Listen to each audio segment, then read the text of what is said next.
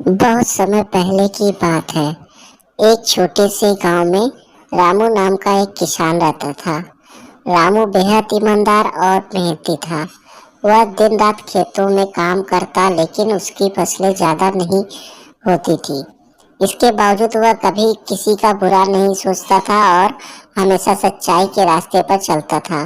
एक दिन रामू के खेत में काम करते हुए उसे एक चमकता हुआ थैला मिला। जब उसने थैले को खोला तो उसकी आंखें चौंधिया गई। थैले सोने के सिक्कों से भरा हुआ था। रामू की खुशी का ठिकाना नहीं था, लेकिन फिर उसे ख्याल आया कि यह थैला किसी और का है और उसे लौटाना चाहिए। रामू ने थैला उठाया और गांव में जाकर पूछताछ करने लगा कि यह थैला किसका है।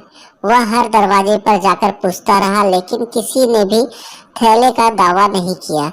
फिर वह गांव के सबसे अमीर आदमी सेठ लक्ष्मी दास के पास गया। सेठ ने थैले को देखा और कहा, हाँ, ये मेरा ही थैला है। धन्यवाद रामू, तुमने बहुत ईमानदारी दिखाई। रामू को लगा कि उसने सही काम किया, लेकिन अगले ही दिन गांव में एक खबर फैली कि सेठ लक्ष्मीदास ने थैले के खोने की कोई शिकायत ही नहीं की थी। गांव वालों ने जब सेठ से पूछा तो उसने मान लिया कि थैला उसका नहीं था, लेकिन उसने उसे अपने पास रख लिया। यह सुनकर गांव वालों ने रामू की तारीफ की और सेठ की निंदा की। रामू को बहुत सम्मान मिला और गांव में लोगों ने उसे प्रधान बना दिया। इस कहानी से हमें यह शिक्षा मिलती है कि सच्चाई की हमेशा जीत होती है।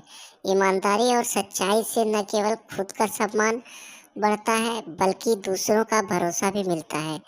जो लोग झूठ बोलते हैं या धोखा देते हैं, वे अंत में अपनी इज्जत और विश्वसनीयता खो देते हैं।